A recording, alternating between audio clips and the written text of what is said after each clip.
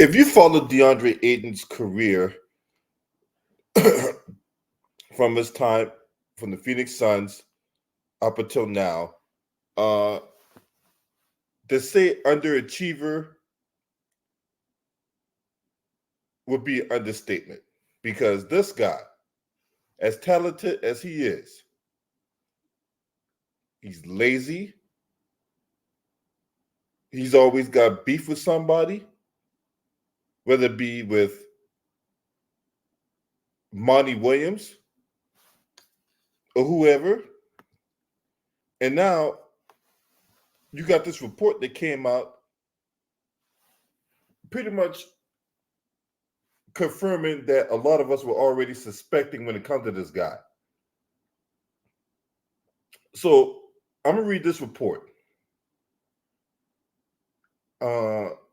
And shout out to Too Raw for TV because Too Raw for TV brought this to my attention as well.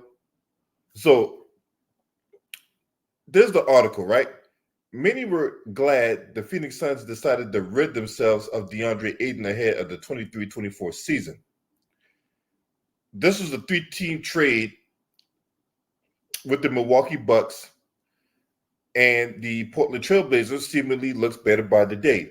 Ayton has reportedly failed to impress during his early stint in Portland, so much to where team sources didn't hold back when speaking to the Athletic's Jason Quick on a trade deadline where a team was silent and made no moves.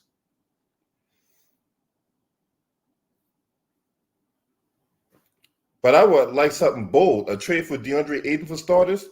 Although his play has spiked for the better part of the last month, his first months in Portland were defined by tardiness and tantrums, according to team sources. And there has been a eerie resemblance to Hassan Whiteside, the former Blazers center whose statistics look nice, but had little to no impact on the game. The quicker the Blazers can move off Ayton, the sooner I would believe this franchise will be headed in the right direction. Ayton's departure from Phoenix was welcomed by many after he was benched multiple times in the postseason and displayed many of the issues that now plague the Blazers. New owner Matt Ishbia, that's the guy from Michigan State who bought the team for Robert Sarver because Robert Sarver was creating a hostile working environment with his sexual impropriety and sexual degeneracy to the point where he was forced to sell the team after many sponsors were backing out, including PayPal, who is the official sponsor of the Phoenix Suns. So Matt Ishbia sent DeAndre Ayton packing along with other capital to ultimately land Yusuf Nurkic and Grayson Allen, both of which have played quite well as the All-Star break approaches. There was some hope that Ayton would thrive in a new setting, but as clearly hasn't been the case. The talent ultimately is there for the former number one overall pick, but it's sounding like Ayton has failed to shake any of the narratives that followed him when he departed the Suns. So this is crazy. But then again, you should not be surprised about this guy. This guy would rather play video games. He would rather, get bucket naked with porn stars and all that. Hey, and I hope, DeAndre Ayton, that you get yourself tested regularly so you don't get a case of the clap in your mouth.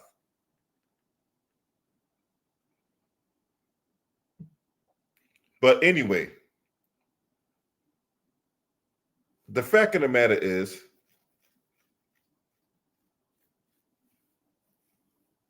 what's up, G5 Gate, man? I ain't seen you in a long time, bro. Good to see you, bro. Shout out to my man G5 Gabe in the building. One of my longtime subs.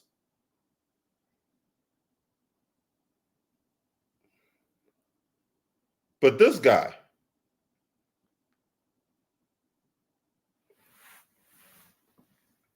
right here, this guy had the audacity to say that he was a max contract player a few weeks ago. What's up, David Joseph? Appreciate everybody that's up in here. If you get that like button for me and support the channel, that'd be great. This guy had the audacity to say that he was a max contract type player.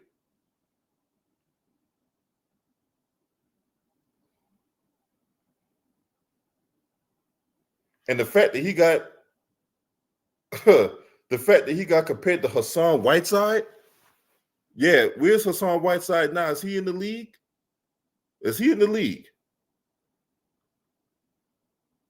No, he's not. No, he's not.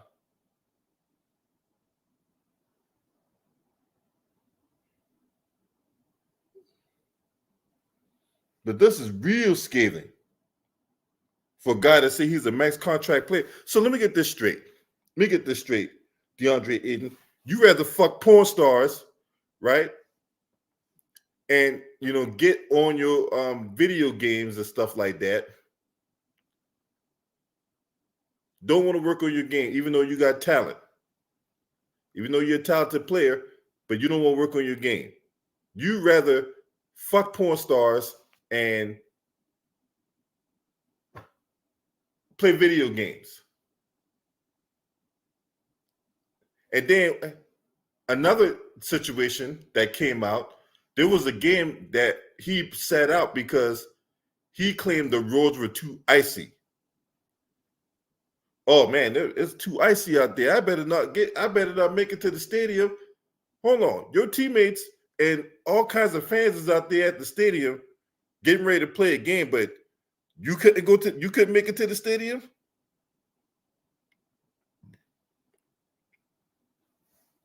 Just unacceptable. Just unacceptable. You want to talk about you a max contract player when you have not put in the effort? A guy only averaging 13 a game with over 10 rebounds, and you think that justifies a max contract? Out of your fucking mind? You think that deserves a max contract? The delusion, man. The delusion. What's up, David Garvin? Salute, man. So let me get this straight. I want to make sure I'm going to run this back one more time to make sure what I'm understanding that's coming out my mouth makes sense. So you a guy who averages 13.8 points a game with a little over 10 rebounds.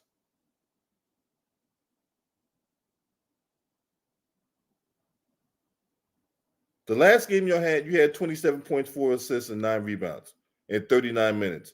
But it doesn't translate to anything winning. These are empty stats. And you think you're a max contract type? Boy, if you don't get your ass out of here, bro.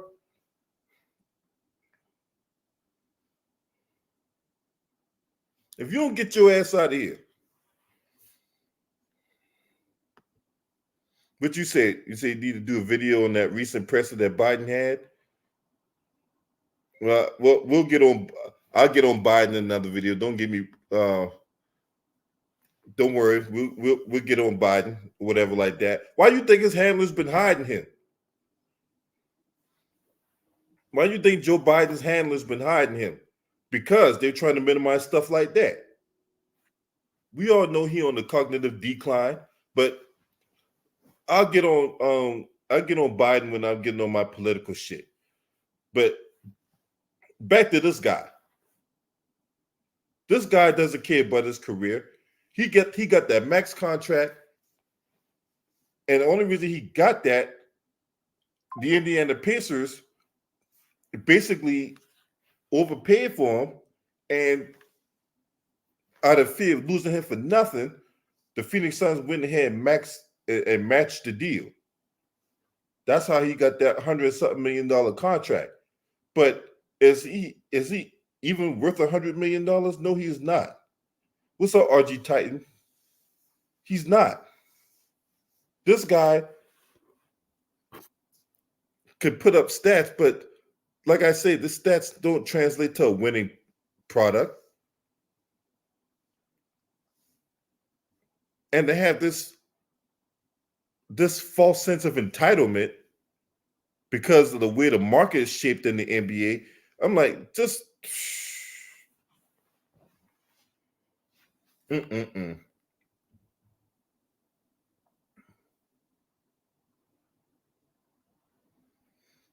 And then the tantrums. What are you getting bad about?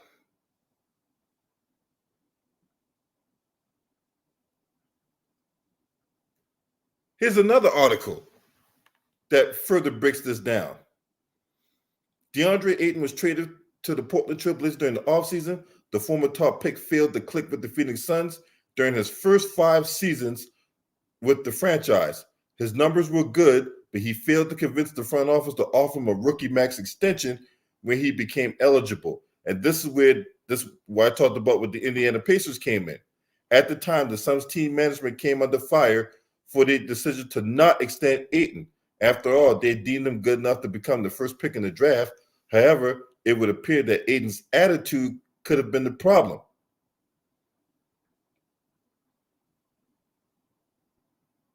Ayton has all the talent required to be a dominant player, but he boasts solid lateral quickness. He has reliable post game. He can operate as a big man in pick and roll situations, and he's defensively sound. However, personality and commitment matter. Ayton needs to prove he wants to be among the best players in the world, and he has to show that he's capable of being a good teammate.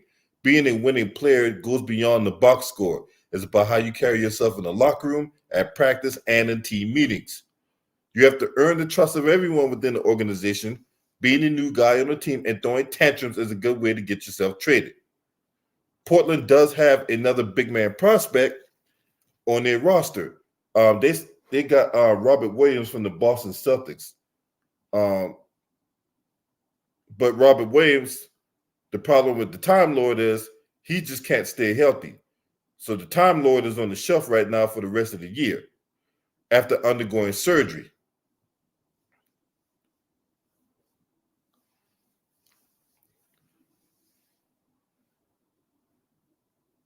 So this is a situation where Deandre Ayton needs to fall in line, man, because if he don't, people ain't gonna care that he was the former number one overall pick. You know what I mean? Former number one overall picks out of the league right now because of their attitude and because of their lack of commitment to the team and all that, because it's all about them. So for context, when I talked about the situation with the Indiana Pacers, right? So Deandre Ayton that year, he was going to be a restricted free agent. And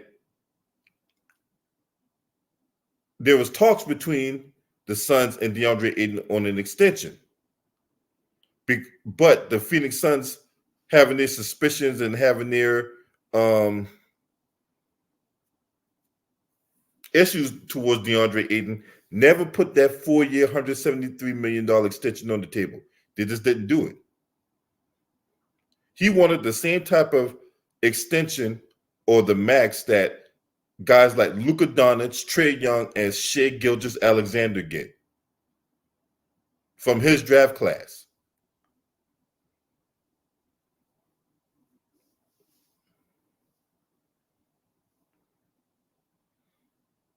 Two big questions came out of that. First, does this impact Ayton on the court this season? He could come out looking to show everyone, including Sarver, he's worth the max, carrying over the leap he made in the playoffs to this season. Or it could get in his head in a negative way. Second, what happens with Ayton as a restricted free agent? The Suns will still have control, and they will still make a 5-year max offer if they wish, or match any other team's offer, which would be likely a 4-year, $128 million max. However, these and other teams may choose to give Ayton options on the back end of the contract, maybe the 4-year deal with the 3-1, with the play option, or even the 2-1, which allow Ayton to return to free agency. This is when the Phoenix Suns had the offer, this is when he was with the Phoenix Suns, and the Phoenix Suns didn't put that offer on the table because they saw Deandre Ayton for what it was. The guy just ain't committed to winning. He's just all about him. As soon as he got that money, he just like, you know what? I'm going to do what I want to do. So tardiness and tantrums are a great way to get you kicked out the league. That's a very good way to get you kicked out the league. because ain't nobody want to deal with that. You got too many, youngins that's going through the NBA, that's going through the NBA circles, that's trying to get it, young and hungry, guys out there want to win.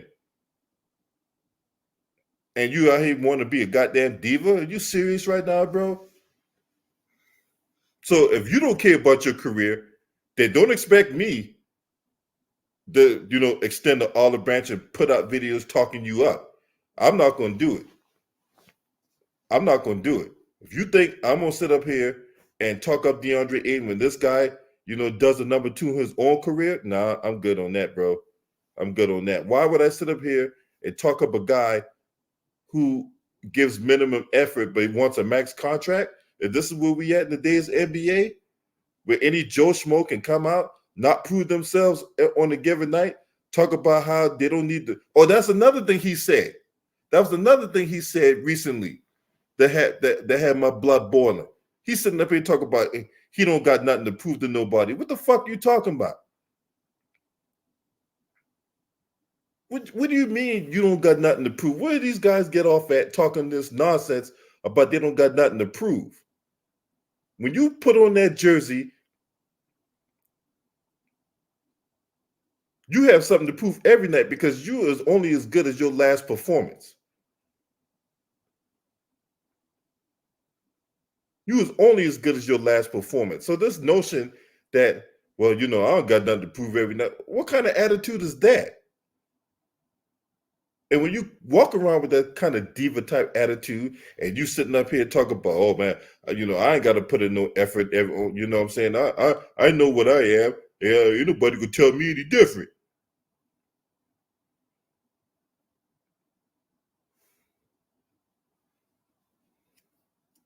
So I don't got nothing to prove. That's bullshit. You do have something to prove when you're on that court. Does your numbers translate to a winning product? And if it doesn't, because it is pretty clear that it doesn't because of the record the Portland Trail Blazers had. They're like one of the worst teams in the NBA. They just lost to the goddamn Detroit Pistons the other night. And the Detroit Pistons, like, they're definitely one of the worst teams in the league. And they lost to the Detroit Pistons in overtime. But you ain't got nothing to prove, and you a max contract type player? Get the fuck out of here. Y'all can't beat the goddamn Detroit Pistons at home. But you ain't got nothing to prove, and you're a max contract type player, right? The fuck out. If that's the case, then why ain't nobody trading for you? Huh? When it came down to the trading deadline, why ain't people, teams, and whatever else lining up outside of Portland, blowing up their phone for Deandre Ayton? If he's this player he's projecting himself out to be. Huh?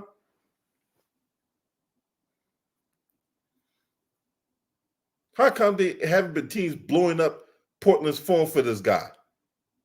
Oh man, Deandre Ayton, man, this the missing piece to the championship puzzle. Ain't nobody saying that. Who's saying that? Huh? Who the hell saying Deandre Ayton the missing piece of the championship puzzle? He's not.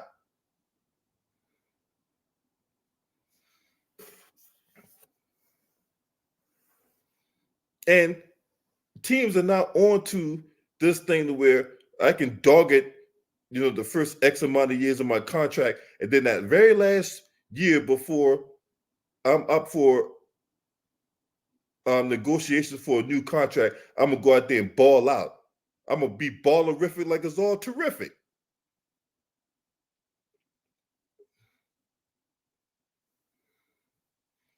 Guys like you and Ben Simmons and people your ilk is why they have these mechanisms in place now.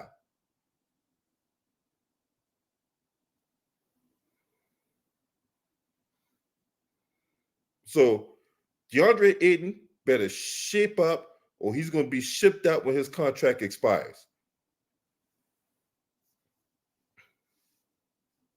And that's all I got to say about that.